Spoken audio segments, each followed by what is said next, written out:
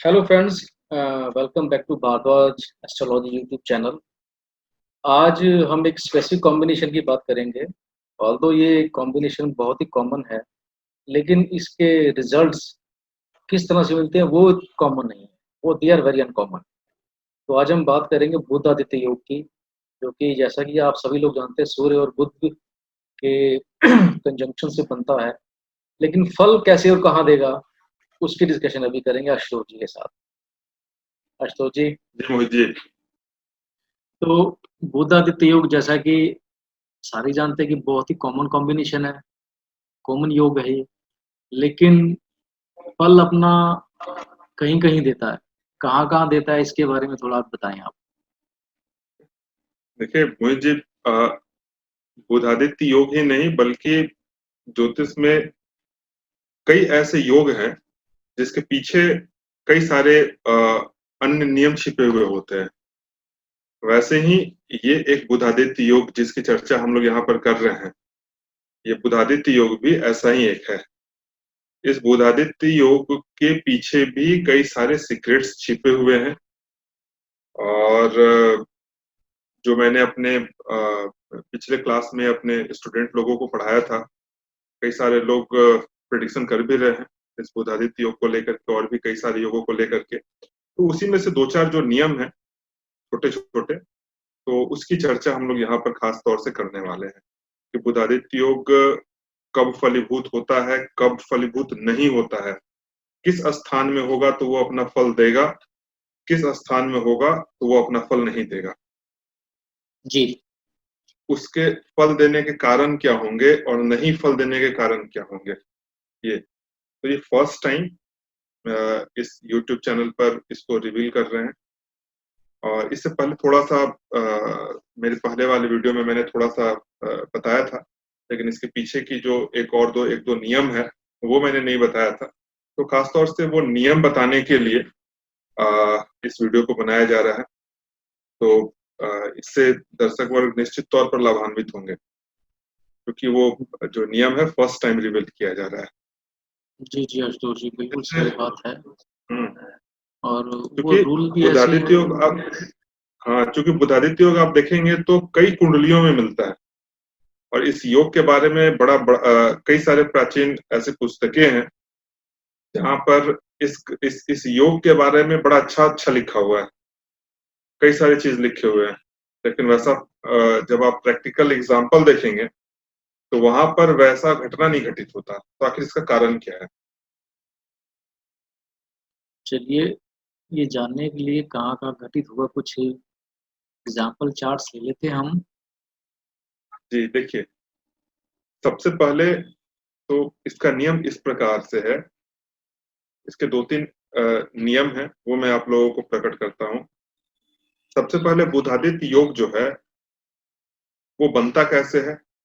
तो आदित्य का अर्थ है सूर्य, आदित्य को कहा जाता है सूर्य भगवान को। तो जब भी कुंडली में बुध और सूर्य जब एक साथ किसी भी हाउस में बैठ जाएं तो वो कुंडली में बुधादित्य योग का निर्माण है ऐसा कहा जाएगा, या बुधादित्य योग का निर्माण हुआ माना जाता है जब भी कुंडली में सूर्य और बुध किसी हाउस में बैठ जाए।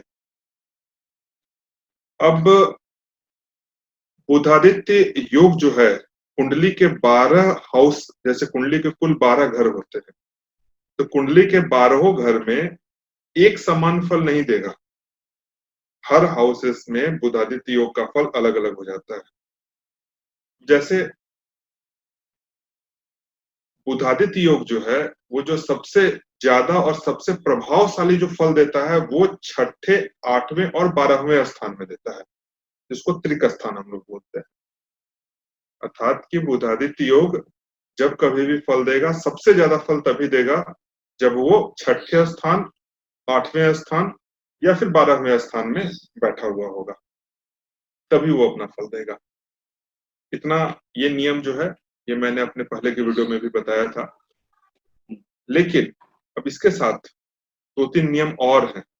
क्या कि जैसे अगर बुध छठे स्थान, आठवें स्थान में बैठा हुआ हो, वक्री स्थिति में हो, तो फिर अपना शुभ फल देने में असमर्थ होगा, फिर वो अपना शुभ फल नहीं देगा।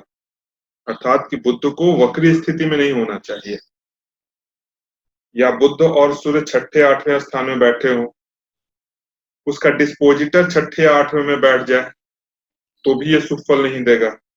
नहीं, ये सभी कंडीशन यहाँ अप्लाई नहीं होना चाहिए, तभी बुध और सूर्य का जो कॉम्बिनेशन है वो 6, 8, 12वें स्थान में शुभ फल देगा।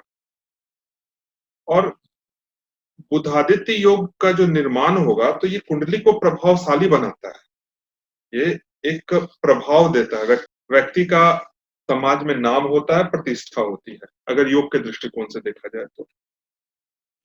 सेम चीज आप इसको दशा अंतरदशा में भी देख सकते हैं कि जब बुध की महादशा चली, सूर्य की अंतरदशा चली, या फिर सूर्य की महादशा चली और बुध की अंतरदशा चली तो क्या क्या फल हुआ ऐसा। तो आइए इस दोनों परिवेक्ष को मिलाते हुए अर्थात कि योग और दशा अंतरदशा किस प्रकार से फल देता है इसको हम लोग समझते हैं। मुख्य रूप से नियम को फिर से मैं अपने दर्शकों के लिए एक बार स्पष्ट कर देता हूं कि सूर्य और बुध जन्म कुंडली के छठे स्थान, आठवें स्थान और 12वें स्थान, ये 3 स्थानों में होंगे तो अच्छा फल देता है, लेकिन बुध को वक्री स्थिति में नहीं होना चाहिए और इनका जो डिस्पोजिटर है वो छठे आठवें स्थान में नहीं बैठा हुआ होना चाहिए। ये मुख्य रूप से इसका नियम है और इन दोनों का प्रभाव जो है योग में और दशा में दोनों में देखने को मिलता है। ये एक अनुभव की चीज है जी मोहित जी, जब आप देखेंगे कि ये एक अनुभव की चीज है, कई सारी आप कुंडलियां देख लेंगे तब आपको फिर पता चलेगा कि इसमें कहाँ कहाँ मतलब आपको जब आप कई सारी कुंडलियां देख लेंगे तब आपको पता चलेगा कि इसको कितने अच्छे प्रकार से आप प्रयोग कर सकते हैं।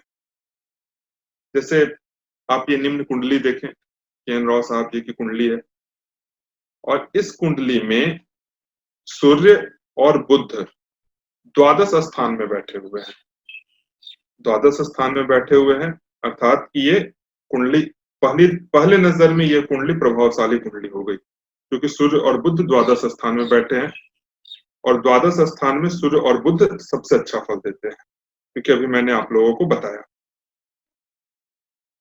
अब आप देखेंगे कि जब इनकी बुध की महादशा में सूर्य की अंतरदशा चली थी 1993 से, तो उसके बाद ये काफी प्रसिद्ध हो गए थे, विदेशों में इनका नाम हो गया था।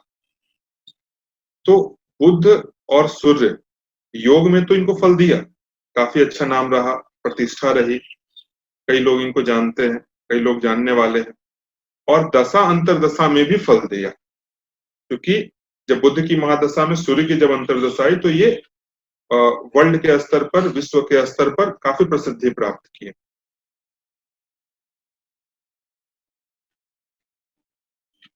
इसी तरह से हाँ, इसी तरह से आप ये दूसरी कुंडली देखें, ये CS पटेल साहब जी की कुंडली है, काफी अच्छे ज्योतिषी थे और नवमांस पे लिखी गई इनकी किताब आप देखेंगे कि बड़ी अच्छी पुस्तक है और इससे अच्छी पुस्तक नवमांस पे आज तक नहीं लिखी गई है जितनी अच्छी पुस्तक इन्होंने लिखी है, आज तक पढ़ी जाती है वो पुस्तक। इनकी कुंडली में भी आप देखेंगे तो सूर्य और बुध छठे स्थान में बैठे हुए हैं, तो सामान्य दृष्टिकोण से एक प्रभावशाली योग का ये निर्माण करता है, मतलब दिखाता है कि कुंडली प्रभावशाली है। लेकिन जब दशा अंतरदशा की हम लोग बात करेंगे मोहित जी, तो आप वहां पर देखेंगे कि इनके छठे स्थान का जो लॉर्ड है अर्थात कि सूर्य और बुध का जो डिस्पोजिटर है वो है बृहस्पति और बृहस्पति जाकर के 8वें स्थान में बैठे हुए हैं। ये अर्थात कि यहाँ जो बुधादित्य योग का निर्माण हुआ है वो अपना पूर्ण फल देने में समर्थवान नहीं है। ये बुधादित्य योग, हाँ, ये बुधादित्य योग योग में अपना फल दिया लेकिन दशा अंतरदशा में अपना फल नहीं दिया और बहुत ज्यादा प्रभावशाली भी नहीं रहा क्योंकि जब इनकी बुध की महादशा में जब सूर्य की अंतरदशा जा रही थी अर्थात कि बुध की महादशा और सूर्य की अंतरदशा, तब इनके पिता का देहांत हो गया था। जैसा कि शुरू में ही मैंने आप लोगों को नियम बताया कि बुधादित्य योग छठे, आठवें, 12वें स्थान में शुभ फल देगा, लेकिन इसका जो डिस्पोजिटर है वो छठे स्थान या फिर 12वें स्थान में नहीं होना चाहिए, और बुध वक्री स्थिति में नहीं होना चाहिए। तो यहाँ पर बुध का, सूर्य का जो दोनों का डिस्पोजिटर है बृहस्पति, वो 8वें में जाकर के बैठ गया, 8वें स्थान में जाकर के बैठ गया, जिस कारण से जब इनकी बुध की महादशा में सूर्य की अंतर्दशा चल रही थी तब इनके पिता का देहांत हुआ, अर्थात ये बुरा फल हुआ। ये जो योग है जो अच्छा फल देना था वो अच्छा फल नहीं दिया बल्कि बुरा फल दिया। जी, नेक्स्ट चार्ट हमारा फेमस चार्ट है, तो खैर जी यूजुअली सारी जानते जी, हैं। अमिताभ बच्चन जी का चार्ट देखिए, यहाँ पर भी देखिए आप कि सूर्य और बुध जो हैं वो 8वें स्थान में बैठे हुए हैं, अर्थात बुधादित्यों का जो निर्माण होता है वो 8वें स्थान में होता है, लेकिन 8वें स्थान में भी ये बहुत शुभ फल नहीं दिया दशा अंतरदशा के दृष्टिकोण से देखा जाए तो। क्यों? क्योंकि यहाँ पर बुध जो है वो वक्री स्थिति में है, बुध यहाँ पर वक्री स्थिति में है, जिस कारण से उनका आधा प्रभाव जो है वो पिछले घर पर चला जाता है। शुरू में ही मैंने आप लोगों को बताया था कि 6, 8, 12वें स्थान में बुधादित्य योग फलीभूत होगा, लेकिन वक्री स्थिति में बुध का नहीं होना चाहिए। तो यहाँ पर चूंकि बुध वक्री स्थिति में है, इस कारण से यहाँ पर बुधादित्य योग का प्रभाव नहीं मिला। और जब आप देखेंगे कि बुध की महादशा में सूर्य की अंतर्दशा चल रही थी 1997 के आसपास में, जहां तक मुझे याद आ रहा है 1997 के आसपास में, तो इन्होंने काफी नुकसान उठाया था उस दौरान। आई थिंक उस टाइम एबीसीएल का शायद था, जहाँ तक मुझे याद है। जी जी। हाँ, तो जब कभी भी आप देखेंगे ना मोहित जी कि इसका डिस्पोजिटर छठे या 8वें में बैठ जाए या फिर ये वक्री स्थिति में हो, तो इन दोनों की जो महादशा अंतर्दशा है ना वो अच्छी नहीं जाएगी, वो परेशानी भरा रहेगा। नेक्स्ट चार्ट हमारा ये चार्ट है हाँ हाँ, संजय इसमें गांधी इसमें जी का। एक और नियम, हाँ इसमें एक और नियम अप्लाई होता है, इसीलिए इसको चार्ट को रख लिए थे, क्योंकि इसमें एक और नियम अप्लाई होता है। जब कभी भी बुधादित्य योग का जहां निर्माण हो रहा हो उससे 10वें स्थान में अगर चंद्रमा बैठ जाए तो भी ये योग फलीभूत नहीं होता है। इन दोनों में से एक की महादशा या अंतरदशा वो प्रतिकूल फल देती है। तो ये एक नियम और यहाँ पर अप्लाई होता है, ये नियम क्योंकि इस कुंडली स्पेसिफिकली में मून के लिए या चूंकि किसी सूर्य बुध जहां कहीं भी सूर्य बुध बैठे हुए हों वहां से 10वें स्थान में अगर चंद्रमा बैठ जाए तो बुधादित्य योग का फल नगण्य हो जाता है। ये भी एक नियम है, तो वो भी नियम इस कुंडली में अप्लाई होता है। आप देखेंगे कि चूंकि सूर्य और बुध दोनों एकादश स्थान में बैठे हुए हैं और इस एकादश स्थान से 10वां स्थान अर्थात कि जन्म कुंडली का 8वां स्थान, इस 8वें स्थान में चंद्रमा बैठे हैं, जो दिखाता है ये बुधादित्य योग का प्रभाव यहाँ पर नहीं मिलेगा। तो इनकी जो मृत्यु हुई थी वो बुध की अंतर्दशा में हुई थी और चंद्रमा की महादशा में हुई थी। जी। इसके इसके और भी कई सारे नियम हैं और वो हम अपने अगले वाले किसी अन्य वीडियो में बताएंगे। यहाँ पर सिर्फ एक हमने 2-3 नियम की चर्चा की। जी जी जी, नेक्स्ट कोई और वीडियो में प्रश्न हम, हो? नहीं और प्रश्न तो नहीं है, लेकिन नेक्स्ट वीडियो में हम ये जरूर डिस्कस करेंगे कि अच्छा फल देता क्यों है।